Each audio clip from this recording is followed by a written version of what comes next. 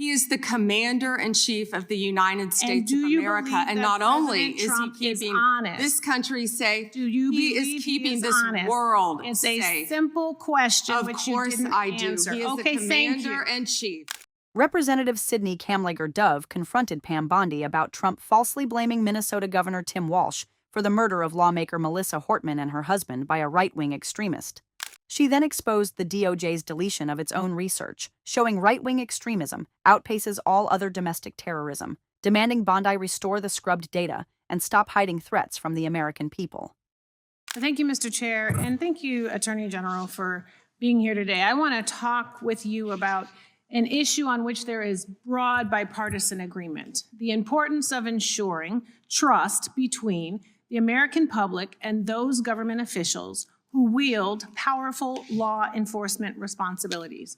So, Attorney General, would you agree that it is important for law enforcement leaders to be honest? Of course, as well as members of Congress. Thank you. And would you include yourself as a law enforcement leader?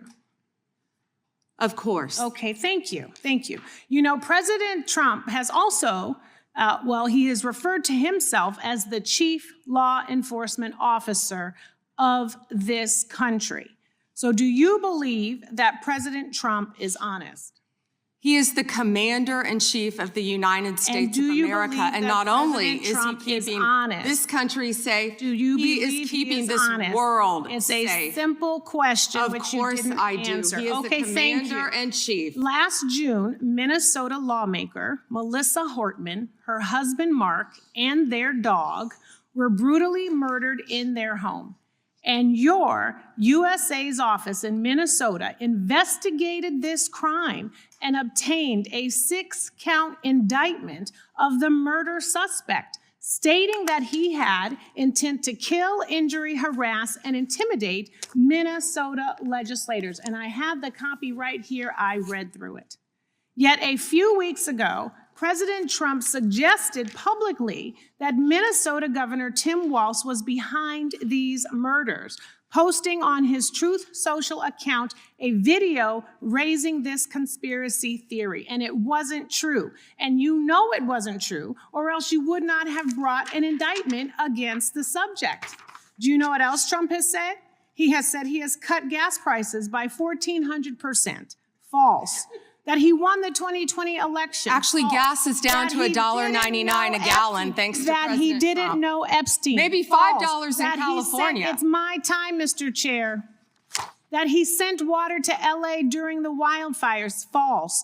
That Governor Westmore of Maryland called him the greatest president of his lifetime. False. So many tales, too many to keep up. But I want to go back to what he said about Tim Walsh. Do you agree that President Trump undermined public trust in law enforcement by suggesting that Governor Walsh was involved in the Hortman murders? I am not familiar with that statement. Well, that is a disappointing response, and it is also why your office and Donald Trump have zero credibility, because I know, and you know, it was a right-wing extremist who murdered the Hortmans. And you and the president are being dishonest with the American people. Last fall, after the horrific shooting of Charlie Kirk, President Trump was asked if there were extremists on both the left and the right. And his exact words were, "I'll tell you something that's going to get me in trouble, but I couldn't care less. The radicals on the right oftentimes are radical because they don't want to see crime. The radicals on the left are the problem, and they're vicious, and they're horrible, and they're politically savvy." Do you agree with this statement? You're taking too long, Madam Attorney General. But you know the answer, because your own department has addressed the question. In 24, the DOJ's research arm issued a report on domestic terrorism, stating that the far number of far-right attacks continues to outpace all other types of terrorism and domestic violence extremists. The DOJ published the report, and after the president made those comments, the DOJ took the report down. And I sent you a letter asking you a simple question. Why did the Justice Department remove the data that shows right-wing extremists have killed more innocent people than left-wing extremists? Did you refer to immigration enforcement as domestic terrorism? You should answer my question. Yes. You're on my time, but you won't. And what I am asking you to do is put the report back, restore the data. Stop scrubbing important data from your website. Stop taking down reports that you know the American people need to know about. There are violent, dangerous people out here with real threats, and the dishonesty from your agency comes from the covering up of these threats that could hurt American people and put our lives at risk. Do better. And with that, I yield back, Mr. Chair. Kamlager began on seemingly solid ground, establishing through simple questions that Bondi agreed law enforcement leaders should be honest, and that she considered herself a law enforcement leader.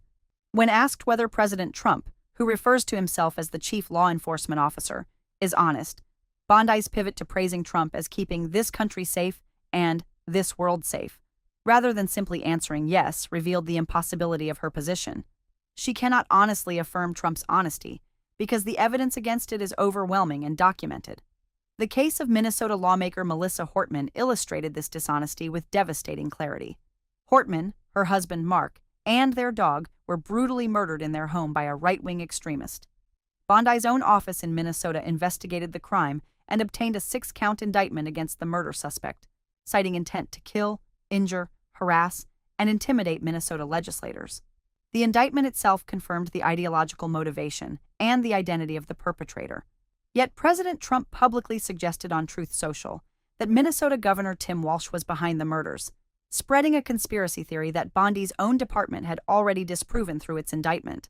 When Kamlager asked whether Trump undermined public trust in law enforcement by making this false accusation, Bondi's response was, "I am not familiar with that statement."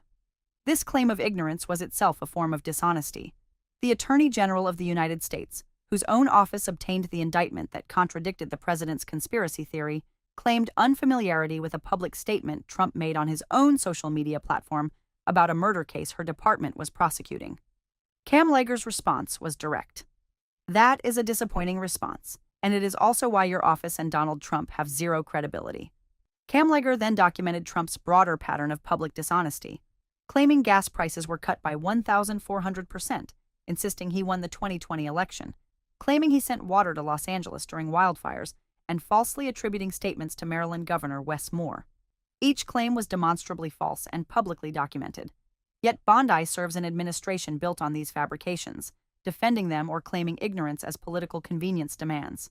The most significant substantive revelation concerned the DOJ's own research on domestic terrorism. The department's research arm published a report in 2024 stating clearly that the number of far-right attacks continues to outpace all other types of domestic terrorism and domestic violent extremism.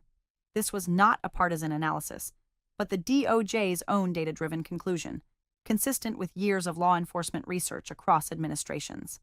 Then Trump publicly claimed that left-wing radicals, not right-wing extremists, were the real problem, calling them vicious and horrible.